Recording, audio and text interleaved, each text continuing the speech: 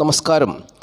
നാളെ ശുഭമാണോ എന്നുള്ള പ്രതിദിന ജ്യോതിഷ പരമ്പരയിലേക്ക് എല്ലാ പ്രിയപ്പെട്ട ജ്യോതിഷ വിശ്വാസികളെയും വളരെ സ്നേഹത്തോടെ ഹാർദവമായി സ്വാഗതം ചെയ്യുന്നു. ഈ അധ്യായത്തിൽ കൂടി പ്രിയപ്പെട്ടവരുമായിട്ട് പങ്കുവയ്ക്കുന്ന വിഷയം 2024 നവംബർ മാസം 21 തീയതി വ്യാഴാഴ്ച ദിവസത്തെ ജ്യോതിഷപരമായ പ്രത്യേകതകളാണ്. ഏതൊക്കെ നാളുകാർക്കാണ് വ്യാഴാഴ്ച ദിവസം അനുകൂലമായ ദിവസമെന്നും ഏതൊക്കെ നാളുകാർക്കാണ് ധനം വന്നു ചേരുക എന്നുള്ളതും പ്രധാനപ്പെട്ട വിഷയമാക്കിക്കൊണ്ട് പ്രിയപ്പെട്ടവരുമായിട്ട് പ്രതിപാദിക്കുന്ന ഒരു അധ്യായമാണ്. ആദ്യമായിട്ട് വ്യാഴാഴ്ച ദിവസത്തെ ഉദയസമയത്തെക്കുറിച്ചും തീയതികളെക്കുറിച്ചുമൊക്കെ ചിന്തിക്കാം. 2024 നവംബർ മാസം 21 തീയതി വ്യാഴാഴ്ച ദിവസം എന്നത് മലയാള തീയതിയിൽ പറഞ്ഞാൽ 1200 ആണ്ട് വൃശ്ചിക മാസം 6 തീയതിയാണ്. അത് ഇന്ത്യൻ തീയതിയിൽ പറഞ്ഞാൽ കാർത്തിക മാസം 30 തീയതിയാണ്. ഇന്ത്യൻ തീയതി എന്ന് പറഞ്ഞാൽ 1946 കാർത്തിക മാസം 30 തീയതി. അതെങ്ങനെയാണ് 1946 ആകുന്നത്? അപ്പോൾ ഈ 1946 എന്ന് പറയുന്നത് ശകവർഷ കലണ്ടറിലെ തീയതിയാണ്. ശകവർഷ കലണ്ടർ എന്ന് പറഞ്ഞാൽ ഇന്ത്യയുടെ ഔദ്യോഗിക കലണ്ടറാണ് ശകവർഷ കലണ്ടർ. അതായത് 1957 ഭാരത സർക്കാർ ദേശീയ സിവിൽ കലണ്ടറായിട്ടാണ് ഈ ശകവർഷ കലണ്ടറിനെ അംഗീകരിച്ചത്.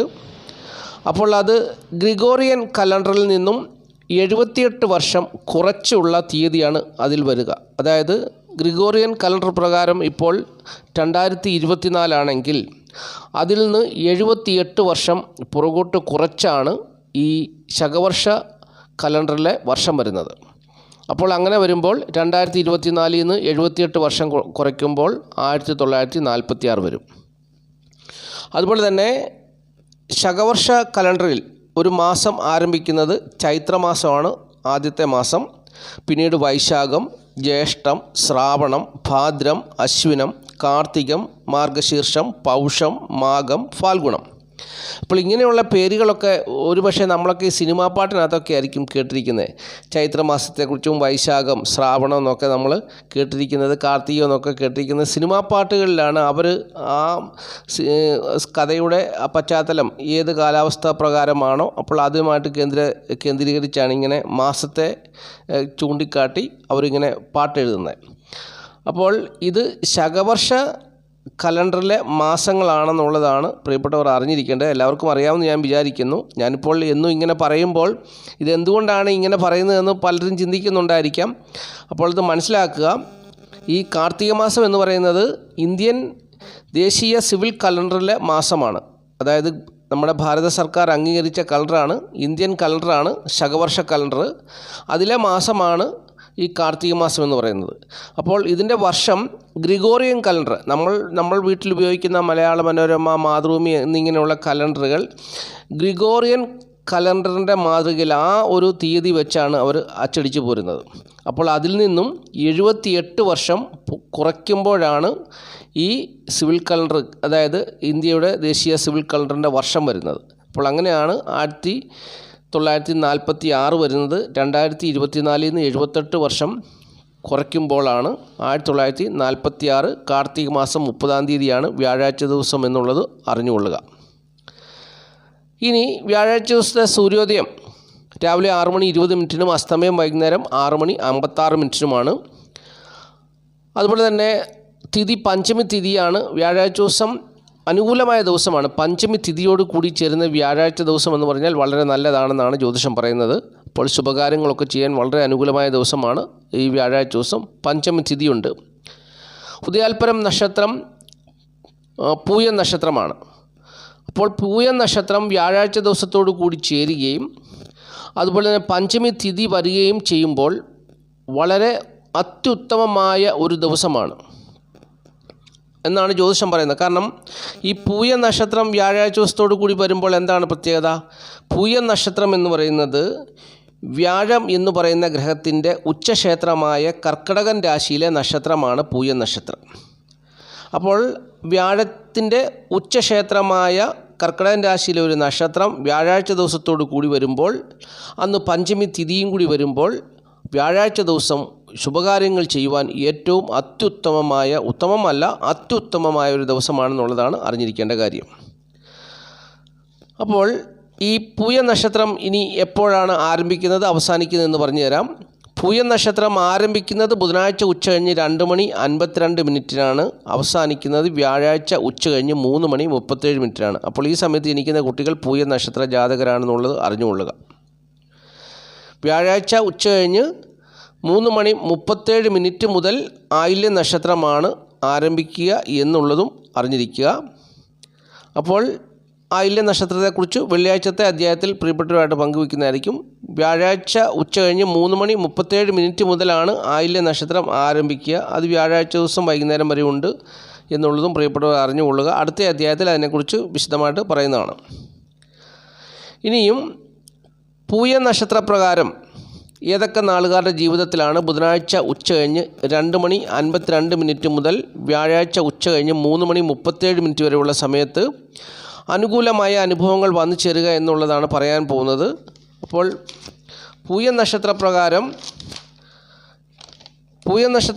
വിശാഖം, അനിഴം, പുണർദം, മകയിരം, കാർത്തിക, ഉത്രട്ടാതി, രേവതി എന്നീ നാളുകാരുടെ ജീവിതത്തിൽ അനുകൂലമായ അനുഭവങ്ങൾ പ്രതീക്ഷിക്കാവുന്ന ദിവസമാണ്. പൂയ നക്ഷത്രപ്രകാരം ബുധനാഴ്ച ഉച്ചകഴിഞ്ഞ് 2:52 മുതൽ വ്യാഴാഴ്ച ഉച്ചകഴിഞ്ഞ് 3:37 വരെയുള്ള സമയം വിശാഖം, അനിഴം, മകയിരം, കാർത്തിക, പുണർദം, ഉത്രട്ടാതി, രേവതി എന്നീ നാളുകാരുടെ ജീവിതത്തിൽ അനുകൂലമായ അനുഭവങ്ങൾ പ്രതീക്ഷിക്കാവുന്നൊരു ദിവസമാണെന്നുള്ളത് അറിഞ്ഞുകൊള്ളുക.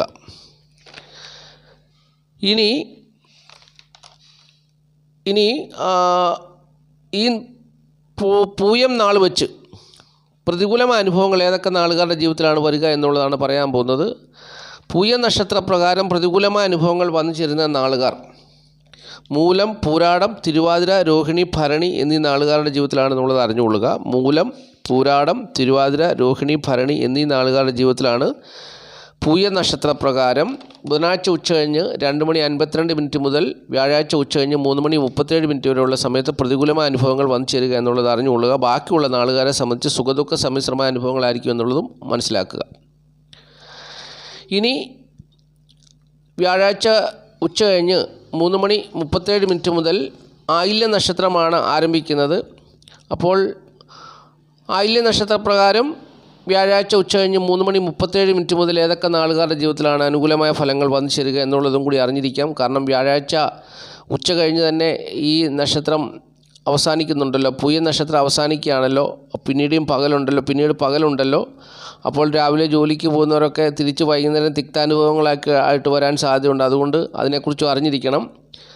ആയില്യ നക്ഷത്രപ്രകാരം അനുകൂലമായ അനുഭവങ്ങൾ വന്നു ചേരുന്ന നാളുകാർ തിരുവാതിര, രോഹിണി, രേവതി, അശ്വതി, അനിഴം, തൃക്കേട്ട, പൂയം എന്നീ നാളുകാരാണെന്നുള്ളത് അറിഞ്ഞുകൊള്ളുക. ആയില്യ നക്ഷത്രപ്രകാരം തിരുവാതിര, രോഹിണി, രേവതി, അശ്വതി, അനിഴം, തൃക്കേട്ട, പൂയം എന്നീ നാളുകാരുടെ ജീവിതത്തിൽ അനുകൂലമായ അനുഭവങ്ങൾ വ്യാഴാഴ്ച ഉച്ചകഴിഞ്ഞ് 3:37 മുതൽ വന്നു ചേരും. വ്യാഴാഴ്ച ഉച്ചകഴിഞ്ഞ് 3:37 മുതൽ ആയില്യ നക്ഷത്രപ്രകാരം പ്രതികൂലമായ അനുഭവങ്ങൾ വന്നു ചേരുവാൻ സാധ്യതയുള്ളത് പൂരാടം, പുണർദം, മകയിരം, കാർത്തിക എന്നീ നാളുകാരാണെന്നുള്ളത് അറിഞ്ഞുകൊള്ളുക. പൂരാടം, പുണർദം, മകയിരം, കാർത്തിക എന്നീ നാളുകാർക്ക് വ്യാഴാഴ്ച ഉച്ചകഴിഞ്ഞ് 3:37 മുതൽ ആയില്യ നക്ഷത്രപ്രകാരം പ്രതികൂലമായ അനുഭവങ്ങൾ അവർ ജീവിതത്തിൽ വന്നു ചേരുവാൻ സാധ്യതയുണ്ടെന്നുള്ളത് അറിഞ്ഞുകൊള്ളുക. ബാക്കിയുള്ള നാളുകാരെ സംബന്ധിച്ച് സുഖദുഃഖ സമ്മിശ്രമായ അനുഭവങ്ങളായിരിക്കും എന്നുള്ളത് മനസ്സിലാക്കുക. ഇനി വ്യാഴാഴ്ച ദിവസത്തെ ശുഭസമയം പറഞ്ഞുതരാം. ഞാൻ പറഞ്ഞല്ലോ, വ്യാഴാഴ്ച ദിവസം ശുഭകാര്യങ്ങൾ ചെയ്യാൻ അനുകൂലമായൊരു ദിവസമാണ്. പഞ്ചമി തിഥിയുണ്ട്. വ്യാഴത്തിൻ്റെ ഉച്ചക്ഷേത്രത്തിലെ നക്ഷത്രം വ്യാഴാഴ്ച ദിവസത്തോട് കൂടിച്ചേരുന്നു. അപ്പോൾ വളരെ അനുകൂലമായൊരു ദിവസമാണ്. അപ്പോൾ ശുഭസമയം വ്യാഴാഴ്ച ദിവസം രാവിലെ 6:20 മുതൽ 9:20 വരെയുള്ള സമയമാണ് ശുഭസമയം. പിന്നീട് 10:50 മുതൽ ഉച്ചകഴിഞ്ഞ് 1:50 വരെയുള്ള സമയവും ശുഭസമയമാണ്. അപ്പോൾ ഈ പ്രധാനപ്പെട്ടതായ സമയങ്ങളൊക്കെ നോക്കി കാര്യങ്ങളൊക്കെ ചെയ്യുക. അപ്പോൾ ഈ 10:50 രാവിലെ 10:50 മുതൽ ഉച്ചകഴിഞ്ഞ് 1:50 വരെയുള്ള സമയം ശുഭസമയമാണ്. ആ സമയത്താണ് ഈ സമയങ്ങൾ അതായത് ശുഭസമയം നോക്കാതെ ഇതര മതസ്ഥരൊക്കെ അവരുടെ ജീവിതത്തിലെ പ്രധാനപ്പെട്ടതായ കാര്യങ്ങളൊക്കെ ചെയ്യുന്നു ഈ സമയത്താണ്. അപ്പോൾ പ്രത്യേകിച്ച് ഈ വ്യാഴാഴ്ച ദിവസം വിവാഹമൊക്കെ നടക്കുമ്പോൾ വളരെ ഉത്തമമായ ഒരു ദിവസമാണ്. അപ്പോൾ അങ്ങനെ ശുഭകാര്യങ്ങൾ ചെയ്യാൻ വേണ്ടി വളരെ അനുകൂലമായൊരു ദിവസമാണെന്നുള്ളത് അറിഞ്ഞുകൊള്ളുക. ഇനി ഈ അധ്യായത്തിൽ സംഖ്യാശാസ്ത്രമാണ് പറയുന്നത്. സംഖ്യാശാസ്ത്രം പറയുന്നത് തീയതി 21 21 വെച്ചാണ്. അത് 2 + 1 = 3. ഇപ്പോൾ ഏതൊരു മാസത്തെയും 3, 12, 21, 30 എന്നീ തീയതികളിൽ ജനിച്ചവർക്ക് അനുകൂലമായൊരു ദിവസമാണ് വ്യാഴാഴ്ച ദിവസം എന്നുള്ളത് അറിഞ്ഞുകൊള്ളുക. നീല, ചുവപ്പ്, റോസ് എന്നീ നിറങ്ങളുള്ള വസ്ത്രങ്ങൾ പേരിൽ ഇംഗ്ലീഷ് അക്ഷരമാലയിലെ CGLS എന്നീ അക്ഷരങ്ങളുള്ളവർ ധരിച്ചാൽ അവരുടെ ജീവിതത്തിൽ അത്യുത്തമമായ നല്ല അനുഭവങ്ങൾ വന്നു ചേരുമെന്ന് സംഖ്യാജ്യോതിഷം പറയുന്നു. ഇനി പൂയ നക്ഷത്രപ്രകാരം ഏതൊക്കെ നാളുകാർക്കാണ് ധനം വന്നു ചേരുവാനുള്ള അനുഭവം ഉള്ളതെന്ന് ചിന്തിക്കാം. പൂരം, ചിത്തിര, അനിഴം, പൂരാടം, അവിട്ടം, ഉത്രട്ടാതി, ഭരണി, മകയിരം, പൂയം എന്നീ നാളുകാർക്ക് ബുധനാഴ്ച ഉച്ചകഴിഞ്ഞ് 2:52 മുതൽ വ്യാഴാഴ്ച ഉച്ചകഴിഞ്ഞ് 3:37 വരെയുള്ള സമയത്ത് ധനം വന്നു ചേരുവാൻ സാധ്യതയുണ്ടെന്നുള്ളത് അറിഞ്ഞുകൊള്ളുക. ഇനിയും വ്യാഴാഴ്ച ഉച്ചകഴിഞ്ഞ് 3:37 മുതൽ ആയില്യ നക്ഷത്രപ്രകാരം ഏതൊക്കെ നാളുകാരുടെ ജീവിതത്തിലാണ് ധനം വന്നു ചേരുവാനുള്ള സാധ്യത എന്നുള്ളതിനെക്കുറിച്ച് ചിന്തിക്കാം. ഉത്രം, ചോതി, കേട്ട, ഉത്രാടം, ചതയം, രേവതി, കാർത്തിക, തിരുവാതിര, ആയില്യം എന്നീ നാളുകാരുടെ ജീവിതത്തിൽ ധനം വന്നു ചേരുവാൻ സാധ്യതയുണ്ട്. ഉത്രം, ചോതി, കേട്ട, ഉത്രാടം, ചതയം, രേവതി, കാർത്തിക, തിരുവാതിര, ആയില്യം എന്നീ നാളുകാരുടെ ജീവിതത്തിൽ വ്യാഴാഴ്ച ഉച്ചകഴിഞ്ഞ് 3:37 മുതൽ ധനം വന്നു ചേരുവാൻ സാധ്യതയുണ്ടെന്നുള്ളത് അറിഞ്ഞുകൊള്ളുക. അപ്പോൾ ഇത്രയും കാര്യങ്ങളാണ് ഈ അധ്യായത്തിൽ കൂടി പ്രിയപ്പെട്ടവരുമായിട്ട് പങ്കുവച്ചത്. ആദ്യമായിട്ട് ഈ ചാനൽ കാണുന്ന പ്രിയപ്പെട്ടവർ ഈ ചാനൽ സബ്സ്ക്രൈബ് ചെയ്യുക, ലൈക്ക് ചെയ്യുക, ഷെയർ ചെയ്യുക, കമൻറ്റ് ചെയ്യുക. തീർച്ചയായിട്ടും എല്ലാ ദിവസവും വീഡിയോ കാണുവാൻ ശ്രമിക്കുക. മഹാദേവൻ എല്ലാ പ്രിയപ്പെട്ടവരും സമൃദ്ധിയായിട്ട് അനുഗ്രഹിക്കട്ടെ എന്ന് ഞാൻ ആത്മാർത്ഥമായിട്ട് പ്രാർത്ഥിച്ചുകൊണ്ട് നിർത്തുകയാണ്. നന്ദി, നമസ്കാരം. Master mind of knowledge.